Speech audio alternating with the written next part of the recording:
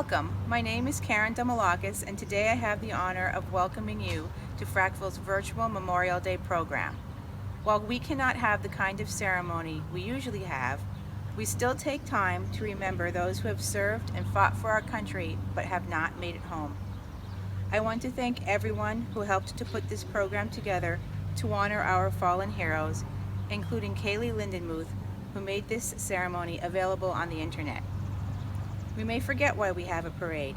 Our scouts and baseball and softball teams usually march in this parade to honor those heroes. The band usually plays throughout our streets to remind the sleepy townspeople that this is time to honor our heroes. We also honor through the freedom of speech, again won and protected for us by our heroes. To do so, we offer a poem as read by Sylvia Yanalunas of the American Legion Auxiliary. Flanders Fields by Colonel Joel Craig. In Flanders Fields, the poppies blow between the crosses, row on row, that mark our place. And in the sky, the larks, still bravely singing, God, scarce heard. We are the dead. Short days ago we lived, felt dawn, saw sunset glow, loved and were loved, and now we lie in Flanders Fields. Take up the quarrel with the foe. To you from failing hands we throw the torch. Be yours to hold it high. If ye break faith with us who died, we shall not sleep, though poppies grow in Flanders Fields. For several years we have been presenting short biographies of the Frackville men who lost their lives during wartime.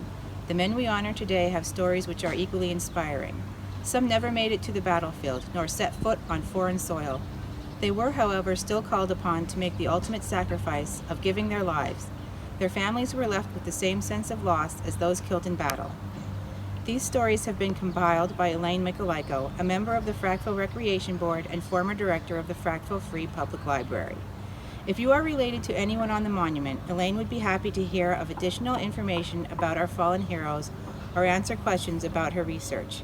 Information in these biographies has been gathered from local newspaper accounts, Ancestry.com, newspapers.com, and Fold 3, a website of military records.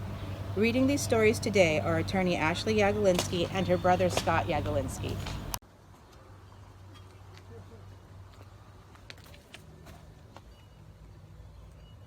Corporal Bernard J. Mcguiness, World War I, Company C, 103rd Engineers. At age 20, Bernard Mcguiness had already decided on his choice of careers. He was working as city editor of the Tamako Courier newspaper. He grew up with his parents, 2 brothers, and 2 sisters at 140 North Nye Street. They attended St. Joseph's Church.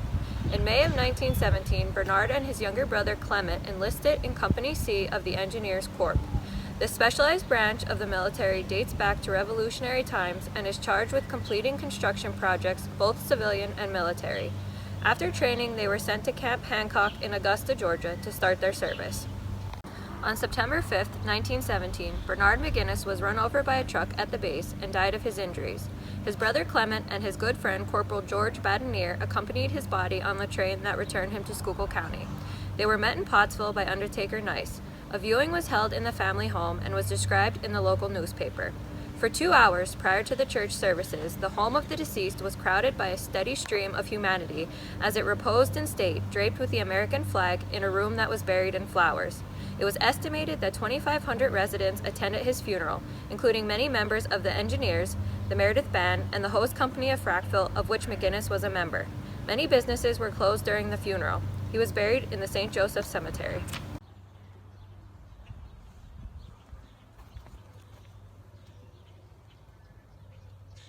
Private First Class George W. Johnson, World War II, U.S. Army, 795th Anti-Aircraft Battalion. It is not clear how George Johnson got to Pennsylvania. He was born in Hagerstown, Maryland. At the time of his death in 1944, he had lived in Frackville for a few years and worked on the construction of the Frackville-St. Clair Highway. George married a local girl, Helen Cedar, from South Broad Mountain Avenue, and had joined the Russian Orthodox Church. He enlisted in the Army in May of 1943, and by the fall of 1944, he was stationed in southern England, near the English Channel in the county of Hampshire. A War Department telegram stated that he died in a hospital in Ringwood, England, on October 13th from injuries sustained in an accident. No other details were provided. His death is listed in military records as DNB, Death Non-Battle. He left his wife, Helen, a 9-month-old daughter, Dolores, his parents, 3 sisters, and 2 brothers. George Johnson is buried in the Cambridge American Cemetery in England.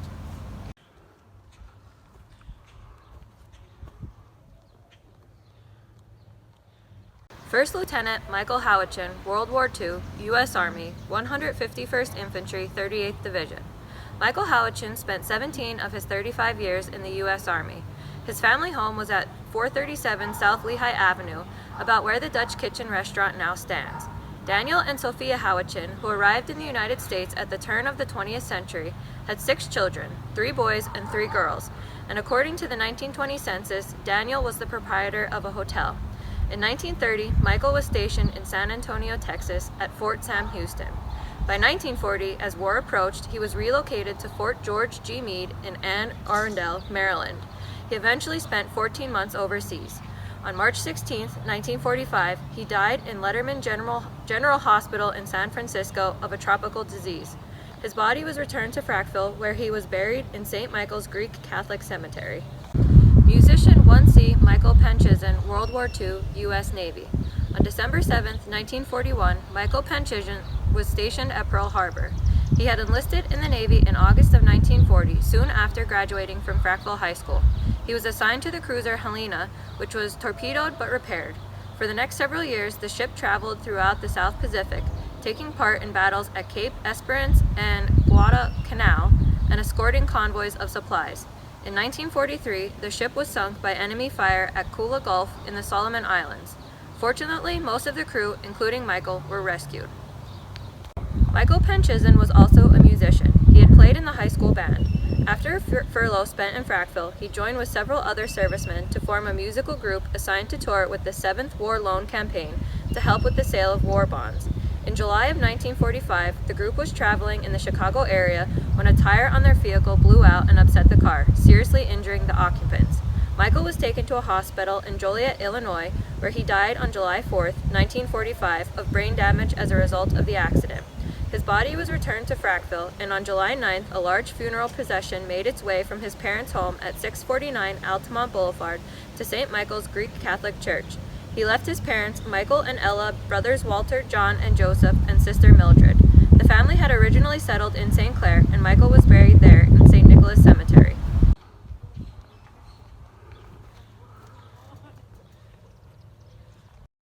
H. Eisenhart, World War II, U.S. Army, 601st Bomb Squadron. At the age of 26, Paul Eisenhart enlisted in the U.S. Army. He was working at the St. Nicholas Breaker and lived at 117 North 2nd Street with his parents. His father, Walter, was a painter, and he and his wife, Cora, had 6 children. Paul graduated from Frackville High School, and he was very well known in the county as a champion runner, winning many trophies in local sporting events. His assignment in the Army was that of an aerial gunner on a Flying Fortress, a Boeing B-17 heavy bomber. He was sent to Rapid City, South Dakota to train. On September 6, 1943, he was killed in a training crash. He is buried in the Greenwood Cemetery in Frackville.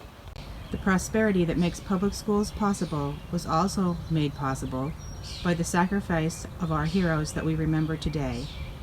And so next, we will honor them with the playing of taps by North Schuylkill 2020 graduate Jacob Hepler.